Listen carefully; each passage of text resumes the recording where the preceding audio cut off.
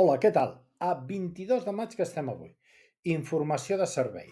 Nuvolositat durant el matí i possibles clarianes a partir de la tarda.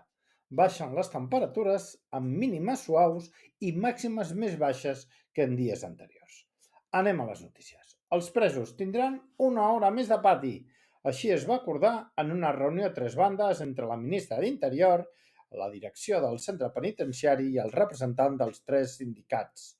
Perdó, però simplement que trist. Ampliar els privilegis quan et fan un motí. Vole tu. A veure quan tarda en fer-ne un altre. Més coses.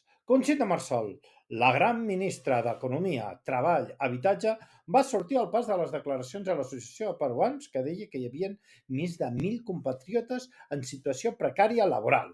Marsol va posar en dubte aquestes xifres.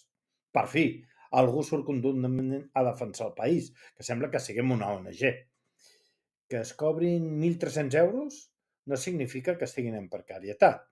O serà que no hi ha andorrans o d'altres nacionalitats que també cobren 1.300 euros?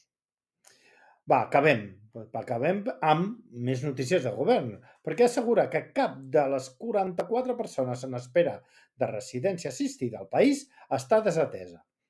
Es defensa la cobertura sociosanitària actual i s'anuncia 5 noves places concertades a Salita per a casos de dependència greu.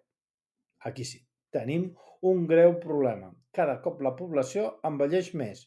N'hi ha més i no hi ha residències per gairebé tothom. En fi, va, ho deixem aquí. Demà ens tornem a posar més i millor si voleu, clar. Adeu!